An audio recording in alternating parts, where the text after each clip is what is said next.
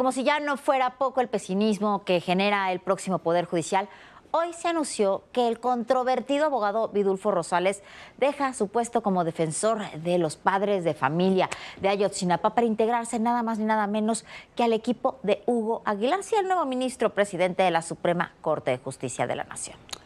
Vidulfo es un enemigo, hay que decirlo así, es un enemigo de las Fuerzas Armadas, sobre todo del Ejército. Ha mentido constantemente y conscientemente en la interminable investigación del caso Ayotzinapa y ha manipulado a los familiares.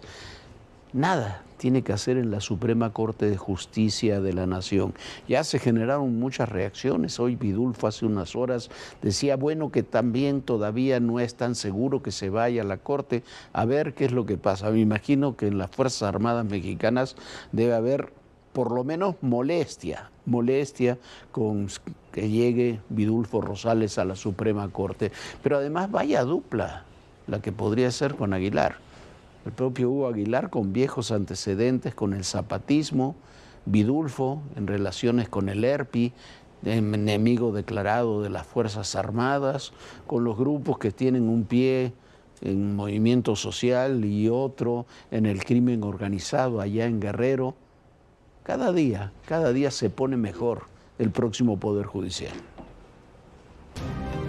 Vidulfo Rosales deja la representación legal del caso Ayotzinapa. En una carta, el abogado de los familiares anunció que dejó de colaborar en el Centro de Derechos Humanos de la Montaña Tlachinoyan y, por lo tanto, en el caso de los normalistas desaparecidos. El miércoles, Vidulfo asistió a la cuarta reunión de trabajo de los próximos ministros de la Suprema Corte de Justicia de la Nación. Se prevé que el abogado se integre al equipo de asesores de Hugo Aguilar, ministro presidente que tomará posesión del cargo el lunes 1 de septiembre. Diversos reportes relacionan a Vidulfo con el Ejército Revolucionario del Pueblo Insurgente, el ERPI. Aseguran que está documentada su participación en actos de organizaciones fachada de esta guerrilla. Una de ellas, la Unión de Pueblos y Organizaciones del Estado de Guerrero, donde al menos 3 de sus dirigentes son o fueron jefes del ERPI. Ernesto Gallardo, comandante Neto; Gonzalo Torres, comandante Gonzalo; y Crisóforo García, comandante Guerrero. De acuerdo con publicaciones que retoman documentos del ejército expuestos por el grupo de hackers Guacamaya, Vidulfo Rosales formaría parte de la estructura del Consejo de Ejidos y Comunidades opuestas a la presa La Parota, organización dedicada al cobro de cuota, extorsión y privación de la libertad en Guerrero. También lo relacionan con otros grupos de Tlacoapa, algunos vinculados a movimientos armados, incluso con el crimen organizado. Vidulfo es un viejo enemigo de las Fuerzas Armadas, sobre todo del Ejército. Ha mentido constante y conscientemente en la investigación del caso Ayotzinapa. La acusación que construyeron el entonces subsecretario Alejandro Encinas, el fiscal especial Omar Gómez Trejo y Vidulfo Rosales, como asesor de los padres de Ayotzinapa, se basó en testimonios de sicarios de Guerreros Unidos, quienes, pese a confesar su participación en el secuestro y asesinato de los jóvenes, se convirtieron en testigos protegidos a cambio de su libertad. Las declaraciones eran inverosímiles, contradictorias y no estaban sustentadas en pruebas. No obstante, fueron suficientes para que en la administración de López Obrador se encarcelara a varios militares, al tiempo que sicarios quedaban en libertad. Sin embargo, la historia cayó por su propio peso. En abril de 2016 se dio a conocer una llamada telefónica entre Vidulfo y Mario César González, padre de uno de los normalistas. En ella hablaban de amenazas de Guerreros Unidos, quienes los acusaban de no entregar 200,000 pesos a los familiares de los jóvenes. Entrevistado sobre el tema, Rosales dijo que el dinero del que hablaban era el que les entregó el Instituto Nacional de Antropología e Historia para el movimiento, que había diferencias entre los familiares porque no llegó a sus manos, y dio a entender que Guerreros Unidos quería ese dinero. El video era acompañado de un texto atribuido a los Rojos, el grupo rival, donde señalaban que la grabación era la demostración de que Vidulfo y ese grupo de familiares trabajaba con Guerreros Unidos. Para ADN 40, Fuerza Informativa Azteca. Bueno, ahí estuvo Vidulfo, usted lo vio en las imágenes con los asesores, con los equipos que van a tener los nuevos ministros y en este caso Hugo Aguilar, el ministro presidente, el nuevo ministro presidente. Van a hacer cosas muy extrañas. 1 de septiembre van a ser primero en la mañana muy temprano aquí en la pirámide de Cuiculco una ceremonia Después dicen que va a llegar un chamán para hacer una suerte de limpia en la Suprema Corte. Está el tema si van a usar o no toga, o Hugo Aguilar dice que va a usar otro tipo de ropa. Eso, mire, me parece una falta de seriedad absoluta. Pero más allá de eso, designar a Vidulfo Rosales como asesor del ministro presidente es un gravísimo error político. Más allá de que usted esté de acuerdo que este hombre esté en el ERPI o haya colaborado con el ERPI o con estas organizaciones ahí tan radicales de Guerrero, más allá de eso, es un hombre con posiciones muy tomadas que se ha enfrentado los últimos 10 años, bueno, mucho antes, pero los últimos 10 años por el caso Ayotzinapa se ha enfrentado con el ejército mexicano en forma abierta, clara, transparente. No puede estar en la Suprema Corte de Justicia de la Nación. Es un hombre que no estará para hacer justicia, sino para hacer militancia. A ver qué es lo que sucede con esta controvertidísima designación de Vidulfo Rosales. ¿Sabes qué, Jorge? Sí es, o sea, pareciera que es una locura más, una designación más, pero la verdad es un terror para nuestro sistema judicial que ahora no haya jueces imparciales, sino que se esté trabajando mucho más con ideología que con cualquier otra cosa. Un ministro de la Corte tenía que ser, por supuesto que imparcial, es la última instancia para poder juzgar cualquier caso. Todavía está por encima el Tribunal de Disciplina, pero quien va a juzgar en última instancia los temas más importantes pues van a ser estas personas que algunos de estos ministros están totalmente ideologizados y así están contratando a sus colaboradores, que son los que hacen, además de todo, gran parte del trabajo. Y vamos a otro tema, más designaciones controvertidas con el nombramiento de Genaro Lozano como embajador de México ante Italia. Y bueno, aquí hay dos críticas, una por el tema de género, la otra es por razones eminentemente políticas. Respecto al tema de género, la verdad no tendría que haber ni siquiera un debate. Hay gente preparadísima en el Poder Judicial de la comunidad LGTBI y no tendrían por qué tener ningún problema en estos cargos diplomáticos. Eso está muy bien y bueno, tache para quien esté criticando ese tema. Pero el bueno o mal gusto que haga Genaro o cualquier otra persona en sus redes sociales, pues eso sí es un problema. ¿Por qué? Porque uno tiene que cuidar su imagen porque está representando la imagen de un país. En su parte privada que haga lo que quiera, pero ¿para qué hacerlo público, Jorge? Sí, pero bueno, ya. Pero la crítica, eso está en todo su derecho. La crítica política debe ser la verdadera reacción de las reacciones en contra de esta designación. Genaro ha sido un crítico terrible, un crítico público, además del gobierno de Giorgia Meloni, la primera ministra de Italia, por discrepancias ideológicas, precisamente por políticas de género, y está también en todo su derecho de tener esas discrepancias, pero va a ser embajador, va a ser el representante del Estado mexicano ante el Estado y el gobierno italiano. Podrá llegar como embajador, pero no tendrá interlocución con una de las mandatarias hoy de las más poderosas de la Unión Europea, precisamente por su posición ideológica y por su cercanía con Donald Trump. En ese sentido, la designación es casi una provocación, como lo es que los nombramientos de embajadores y cónsules se sigan utilizando como un premio político para amigos y se siga desplazando a los diplomáticos de carrera, que hay buenos y muchos en nuestro país. Quizás se sigue pensando en aquello de que la mejor política exterior es la política interior, uno de los mayores errores cometidos por el sexenio de Andrés Manuel López Obrador.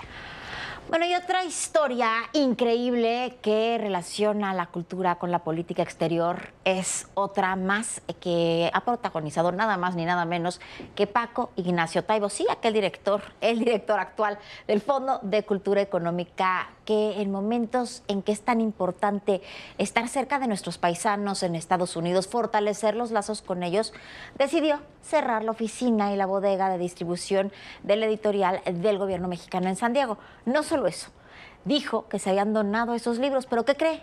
Cerró las oficinas y abandonó ahí más de 94,000 ejemplares que se quedaron en un estacionamiento. Por supuesto, las autoridades estadounidenses piensan que el gobierno mexicano les fue a tirar su basura. Y bueno, no es basura, son estos libros que tendrían que haber llegado a los paisanos en los Estados Unidos para que puedan leer literatura mexicana. Pero bueno, Así tomó esta decisión este gran personaje de la cultura.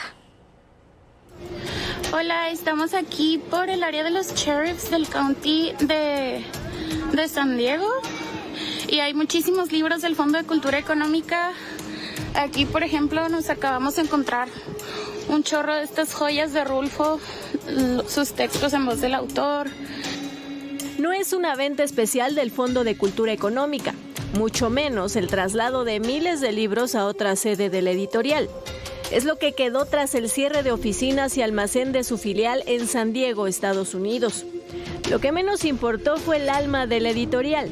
Alrededor de 7,000 libros de diversos autores fueron abandonados a la intemperie en el estacionamiento del Departamento de Sheriff del Condado de San Diego. Tras la denuncia ciudadana, medios locales acudieron a constar el hecho inaudito para la cultura. Eran parte de los 90,400 libros con los que contaba la librería en San Diego, localizada a unos 28 kilómetros del lugar donde fueron dejados a su suerte. Todavía quedan bastantes cosas. Si se pueden lanzar, pues deberían lanzarse porque es una sensación bien agridulce, la verdad. Están empaquetados y pues sí es súper triste, la verdad. Finalmente, los lectores rescataron todos los ejemplares que pudieron. Tras el revuelo, el gerente de vinculación internacional del Fondo de Cultura Económica, Ezra Alcázar, emitió un comunicado en el que negó el abandono. Dijo que los 90,400 libros se donaron a 27 instituciones y asociaciones civiles en Estados Unidos y a 5 en México. Que de esa cantidad se entregaron 63,000 ejemplares a la comunidad y que 7,000 se encontraban almacenados temporalmente en un estacionamiento, en espera de ser reempacados y redistribuidos en los siguientes días, lo que nunca ocurrió. Además, reprochó las imágenes y comentarios que circularon en redes sociales. Dijo que presentaron de manera alarmista la situación y que incluso se habló de masacre o libros tirados en la calle, lo que distorsiona los hechos. El comunicado concluye: reiteramos con firmeza que los libros no se tiran. El director general del Fondo de Cultura Económica, Paco Ignacio Taibo, también emitió un breve comunicado donde reiteró que la editorial no destruye libros y que la filial en Estados Unidos no desaparece. Además, dijo que se trataba de un centro de almacenamiento ubicado por error en un parque industrial, que no funcionaba como librería, ni como centro cultural, ni como proyecto de difusión de la lectura y que generaba gastos absurdos. Las imágenes hablan por sí solas. Las imágenes hablan por sí solas y dicen otra cosa. No se pueden almacenar los libros. Los libros, recordemos, son de papel en un estacionamiento al aire libre. No están ahí, estaban abandonados. Abandonaron los libros en un estacionamiento de cualquier forma. Nadie los dejó, los dejaron ahí. Miles de libros, es una barbaridad. Pero además, cuando el gobierno puede gastar 400 millones de pesos en imprimir y mandarles libros al gobierno cubano y no puede mantener una filial y una bodega en San Diego para atender a la comunidad, a los millones de paisanos que hay en esa zona del sur de California. No tienen idea de cómo manejar una editorial. Y no solamente no tienen idea, despilfarran el dinero público. Un tribunal colegiado decidió que la sección ¿Quién es quién en las mentiras?, la que protagonizaba, recordará usted, la inolvidable Ana García Vilchis, violó los derechos humanos y carecía de veracidad, objetividad e interés público. Lo sabíamos todos, pero afortunadamente ya la justicia también lo refrendó. El problema es que no va a tener costos para nadie. Esta es la sección ¿Quiénes quieren las mentiras de la semana? Y vamos a comenzar. Aquí no se estigmatiza a medios ni a periodistas. Solo se citan las mentiras y exponen a los replicadores de falsedades. Si aparecen medios de comunicación y nombres de comunicadores, es con fines didácticos. Es la famosa sección ¿Quiénes quieren las mentiras?, a cargo de Elizabeth García Vilchis, y formó parte de las mañaneras en el sexenio de Andrés Manuel López Obrador. Desde esta tribuna se atacó, estigmatizó y se violaron los derechos constitucionales de analistas, comunicadores y periodistas. Así lo determinó el 16º Tribunal Colegiado en Materia Administrativa del Primer Circuito. En la resolución sostiene que a través de la sección ¿Quién es quién en las mentiras? Se afectó el honor y la dignidad de personas críticas al gobierno. Esto se genera luego del amparo promovido por el analista político Max Kaiser, quien señaló que la sección ¿Quién es quién en las mentiras? En 2021, 2022 y 2023 se difundieron comentarios y señalamientos en su contra. El señor Kaiser, que dice ocuparse de combatir la corrupción, en realidad se dedica a atacar permanentemente al gobierno. El tribunal confirmó la sentencia a favor de Kaiser y desestimó los argumentos de las autoridades, eliminar de YouTube y otras plataformas los videos con expresiones ofensivas en contra de Kaiser, abstenerse de difundir información o comentarios similares que generen hostilidad o inciten a la violencia. Con esta decisión, el tribunal no solo protegió al comunicador social afectado, sino que envió un mensaje firme. Las autoridades deben abstenerse de utilizar plataformas oficiales para desacreditar, exponer o deslegitimar a quienes ejercen su derecho a disentir. Periodistas y analistas celebraron la decisión del tribunal. Uno de ellos fue Raimundo Rivapalacio, quien obtuvo una sentencia de amparo definitivo contra los dichos expresados en las mañaneras del expresidente López Obrador. Y el Consejo Nacional de Litigio Estratégico indicó que la resolución judicial destaca que la utilización de medios oficiales de comunicación para difundir información sobre los críticos excedió los límites de la propaganda gubernamental y generó un clima de hostilidad que a su vez podía concretarse en acciones de violencia. El tiempo pondrá a cada quien en su lugar. Bueno, evidentemente tenían que fallar a favor de Max Kaiser. Este modus operandi, que es la verdad criminal que se hacía desde las mañaneras con el quién es quién en las mentiras, era sin lugar a dudas para censurar a los periodistas y para que los periodistas también se autocensuraran para no aparecer ahí. Es de la misma manera como muchos funcionarios públicos ahora que no quieren que se difunde la forma en que actúan en sus corruptelas o incluso en sus abusos, simplemente demandan periodistas. Lo hemos visto ya en estos últimos días, como la gobernadora de Campeche ha demandado periodistas, incluso a nuestro compañero Carlos Marín. Hemos visto precisamente cómo el Tribunal de Tamaulipas ha denunciado a Héctor de Mauleón también por hacer público no un tema de género, sino un tema de corrupción con huachicol.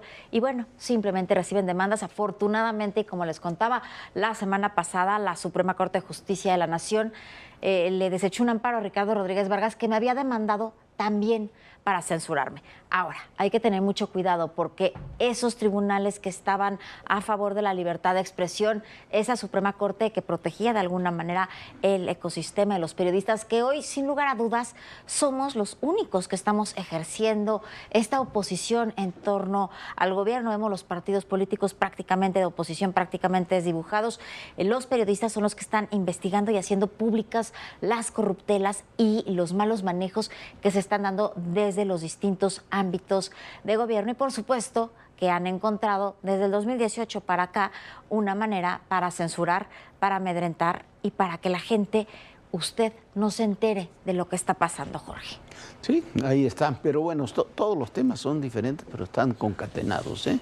Vidulfo Rosales, asesor de la Suprema Corte, la designación de Genaro Lozano, que tiene derecho a opinar y a hacer lo que quiera, pero es una mala designación en términos diplomáticos. La irresponsabilidad manifiesta a partir de muchos años de Paco Ignacio Taibo como director del Fondo de Cultura Económica y este tipo de acciones, como quién es quién en la mentira, que de una forma u otra, en forma menos grotesca, se sigue haciendo hasta el día de hoy en la mañanera.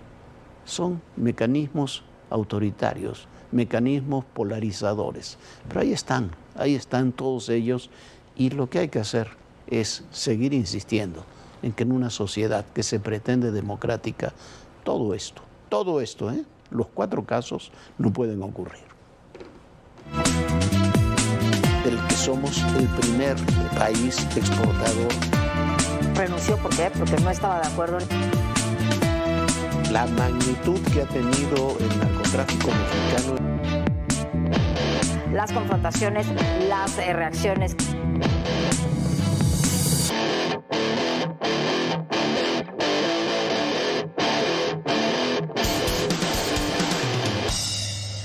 Bueno, y se realizó esta madrugada un gran operativo del Gabinete de Seguridad contra células del Cártel Jalisco Nueva Generación, que dejaron por lo menos 10 detenidos. Los cateos y detenciones se hicieron de forma simultánea, fueron muy importantes en Jalisco, en Nayarit y en el Estado de México.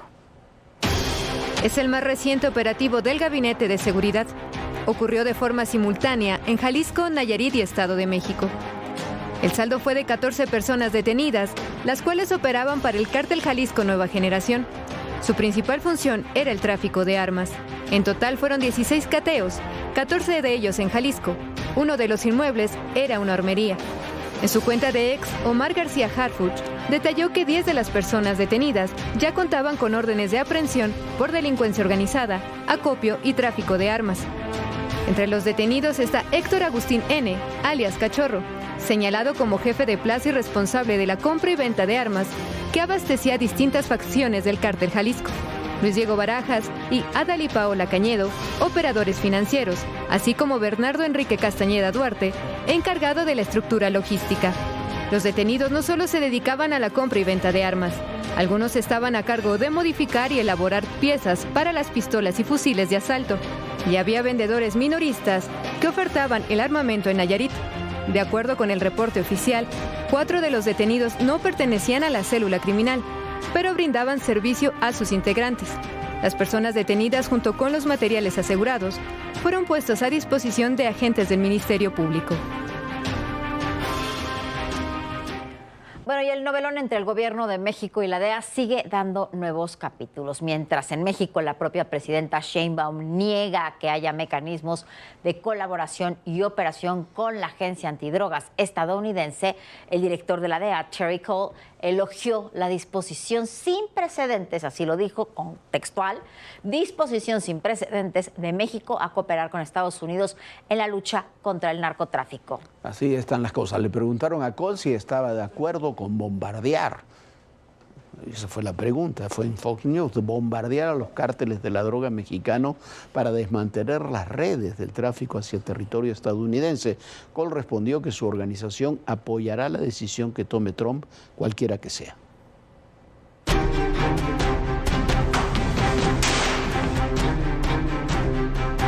Siguen las declaraciones en torno a la cooperación entre la Agencia Estadounidense Antidrogas, la DEA y el gobierno mexicano.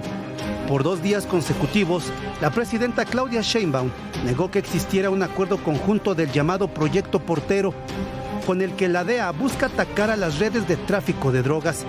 Negó que existan operaciones de la DEA en México y reiteró que con el gobierno estadounidense existe una coordinación en el tema de seguridad, pero siempre con respeto a las soberanías.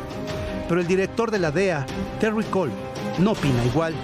Y en una entrevista con Fox News, incluso elogió la disposición sin precedentes de México para cooperar en la lucha contra el narcotráfico. Thanks to President Trump securing the border, we are going to see a decrease in poisonings this year in the United States.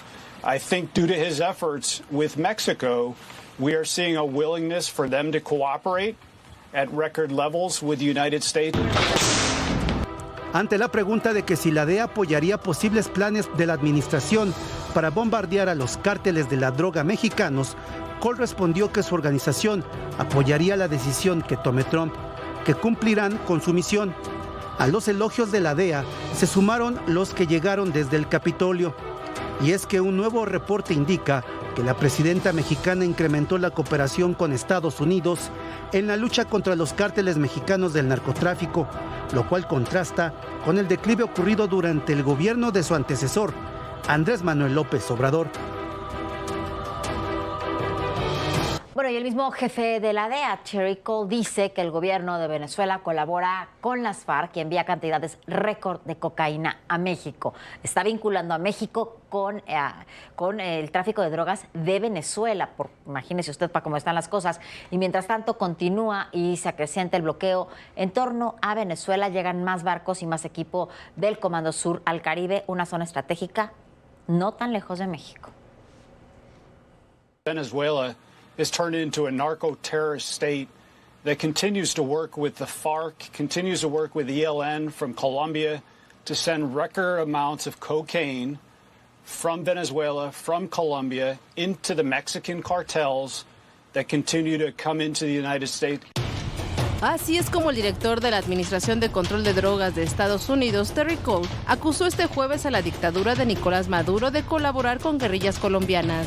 Cole agregó que a pesar de que la administración del presidente Donald Trump ha reforzado sus acciones para desmantelar las redes de narcotráfico, en lo que va de 2025 han incautado más cocaína que en años anteriores y advirtió que sigue en aumento la cantidad de metanfetamina y fentanilo que entra al país. Las acusaciones de Cole se producen en medio del despliegue por parte del Comando Sur estadounidense en aguas del Caribe. El escuadrón está compuesto por 4.500 efectivos, entre ellos 2.200 Marines. Según medios estadounidenses, 2 buques podrían situarse frente a costas venezolanas a partir del domingo. Ante este panorama, el gobierno de Trump emitió una alerta para sus ciudadanos que se encuentran en el país sudamericano. Pidió no viajar ni permanecer en Venezuela ante los riesgos de una detención ilegal o de tortura. Los esfuerzos de Trump para enfrentar amenazas provenientes de cárteles de la droga latinoamericanos no se quedan solo en Sudamérica. Entre estas operaciones está la ocurrida en aguas del Pacífico. El pasado 10 de julio, la Guardia Costera y la Armada estadounidense interceptaron a 2 presuntos narcotraficantes e incautó 1.560 kilos de cocaína. Ocurrió a 579 kilómetros de Acapulco, Guerrero. Mientras que el Departamento de Estado anunció que ofrece recompensas de entre 3 y 5 millones de dólares por información que lleve a la captura de los líderes de Cárteles Unidos. En la lista está Nicolás Sierra Santa, alias El Gordo, Alfonso Fernández Magallón, alias Poncho, Luis Enrique Barragán, alias R5 o Huicho, y Edgar Orozco Cavadas, alias El Camoni. Bueno, pues ya nos vamos. Muchísimas gracias por habernos acompañado. Nos vemos mañana en punto de las 11 de la noche. Sueñe bonito. Bonita noche. Muy buenas noches. Antes de despedirnos rápidamente, lamentamos el profundo y sensible fallecimiento del señor Javier Lucas Tejado Casís. Enviamos nuestras condolencias a su familia, a sus seres queridos, sobre todo a nuestro amigo Javier Tejado, donde, recuerde, en el poder y en la política todo, pero absolutamente todo es personal. Gracias.